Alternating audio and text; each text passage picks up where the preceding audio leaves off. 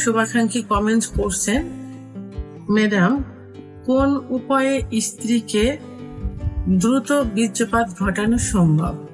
অর্থাৎ তার প্রশ্নের মিনিংসটা হলো কোনভাবে সহবাস করলে স্ত্রীকে দ্রুত বীর্যপাত ঘটানো সম্ভব হবে। তাই এই বিষয়টি নিয়ে এখন আমি আলোচনা করব।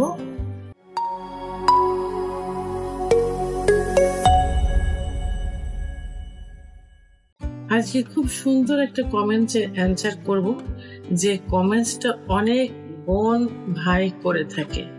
তাই ঠিক একইভাবে কোনো এক শুভাকাঙ্ক্ষী কমেন্টস করছেন, ম্যাডাম কোন উপায়ে স্ত্রীকে দ্রুত বীর্যপাত ঘটানো সম্ভব? অর্থাৎ তার প্রশ্নের মিনিংসটা হলো কোনভাবে সহবাস করলে স্ত্রীকে দ্রুত বীর্যপাত ঘটানো সম্ভব হবে। তাই এই বিষয়টি নিয়ে এখন আমি আলোচনা করব। প্রথমেই বলবো যে স্ত্রীর বীর্যপাত হচ্ছে না, এটা দুইটা কারণ হতে পারে। একটা হলো যে যদি আপনি নিজে অক্ষম হন, অর্থাৎ আপনার যদি দ্রুত বীর্যপাত হয়ে যায়, সেক্ষেত্রে স্ত্রীর হচ্ছে না, আপনার হয়ে যাচ্ছে, সেক্ষেত্রে কিন্তু আপনি দ্রুত বীর্যপাতের সমস্যায় ভুগছেন। তাহলে চিকিৎসাটা প্রথমে আপনাকে নিতে হবে। আচ্ছা, আরেকটা হলো যে যদি স্ত্রীকে আপনি সহবাস ঠিকই সময় দিচ্ছেন, 5-7 মিনিট কি 10 মিনিট সময় দিচ্ছেন, কিন্তু তারও বেশি দিচ্ছেন, কিন্তু স্ত্রী বীর্যপাত ঘটাতে পারছেন না, সেক্ষেত্রে আপনার মনে করতে হবে যে আপনার স্ত্রী যৌন অক্ষমতায় ভুগছেন। কারণ পুরুষের যেমন সেক্স হরমোন আছে, টেস্টোস্টেরন হরমোন, মহিলাদেরও কিন্তু সেক্স হরমোন আছে, ইস্ট্রোজেন হরমোন। পুরুষের সেক্স হরমোন কমে গেলে যৌন অক্ষমতায় ভোগে, মহিলাদেরও সেক্স হরমোন কমে গেলে যৌন অক্ষমতায় ভোগে। সেক্ষেত্রে আপনি কি করতে পারেন? আপনার স্ত্রীকে একজন অভিজ্ঞ সম্পন্ন রেজিস্টারকৃত হোমিওপ্যাথি আয়ুর্বেদিক ডাক্তারের শরণাপন্ন করাতে পারেন। ডাক্তার সঠিক চিকিৎসার মাধ্যমে এই দ্রুত বীর্যপাত ঘটানো যে সম্ভব হচ্ছে না, অর্থাৎ তিনি যে যৌন অক্ষমতায় ভুগছেন, এর থেকে বেরিয়ে আনতে সম্ভব হবে। অর্থাৎ সঠিক চিকিৎসার মাধ্যমে এটা ঠিক করা যাবে। পুরুষের যেমন যৌন অক্ষমতায় ভুগলে চিকিৎসা আছে, মহিলাও যৌন অক্ষমতায় ভুগলে চিকিৎসা আছে, তো সেক্ষেত্রে তাকে ডাক্তার দেখাতে পারেন। তারপরেও যদি আপনি মনে করছেন যে না, সেও ঠিক আছে, আপনিও ঠিক আছেন, বাট স্ত্রীকে আগে বীর্যপাত ঘটানো সম্ভব হচ্ছে না, সেক্ষেত্রে কি করতে পারেন? আমি এখানে দুইটা পথ দেখাবো। প্রথমত হলো যে আপনি যখন সহবাস করতে যাবেন, তার পূর্বে স্ত্রীকে পর্যাপ্ত পরিমাণ ফোরপ্লে আপনাকে করতে হবে। অর্থাৎ স্ত্রীকে অন্তত 10-15 মিনিট, কারণ মহিলাদের সেক্স কিন্তু লুকায়িত থাকে, একটু সময় লাগে, 10-15 মিনিট। অনেক সময় দেখা যায় ফোরপ্লে করলে একটা মহিলা উত্তেজিত হয়, আবার অনেক ক্ষেত্রে দেখা যায় যে 30-35 মিনিটও সময় লেগে যায়। তো সেক্ষেত্রে তাকে অতিরিক্ত পরিমাণ ফোরপ্লে করবেন। আর ফোরপ্লেটা তো বুঝতেই পারেন যে স্পর্শকাতর কিছু কিছু জায়গা থাকে যেখানে তাকে স্পর্শ করতে হবে।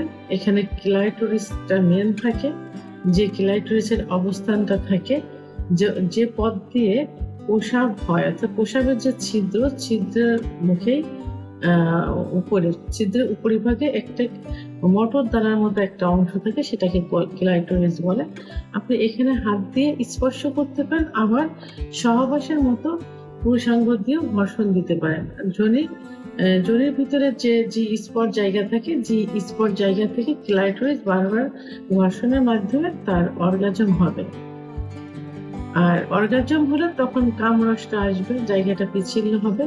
এবং আরো কিছু কিছু স্পর্শকাতর জায়গা আছে, যেমন স্তনের নিপেল, চুল, কপাল, চোখ, মুখ, ঠোঁট, বিভিন্ন জায়গা যেখানে স্পর্শ করলে, আদর করলে মেয়েদের সেক্স উত্তেজনা আসে।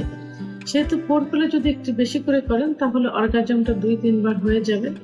তো 2-3 বার হলে সে খুব বেশি এক্সাইটেড হবে, সে চাইবে যে দ্রুত তার সঙ্গে সহবাসে লিপ্ত হতে। সে তখন নিজেই বলবেন যে এখন সহবাসে লিপ্ত হতে পারি।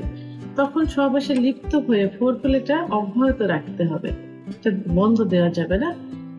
একেতে বেশি এক্সাইটেড, 2-3 বার তার অর্গাজম হয়ে গেছে, এক্সাইটেড বেশি, তারপরে যদি যখন সেক্স চলবে তখন যদি অতিরিক্ত পরিমাণ আরো ফোরপ্লে করা যায়, রানিং থাকে, তাহলে আরো বেশি এক্সাইটেড হবে, অর্গাজম হয়ে যাবে। তখন খুব দ্রুত এমন দেখা যাবে যে 2-1 মিনিটের মধ্যে তার বীর্যপাত হয়ে যাবে। এটা নিজেকে টেকনিক অ্যাপ্লাই করতে হবে।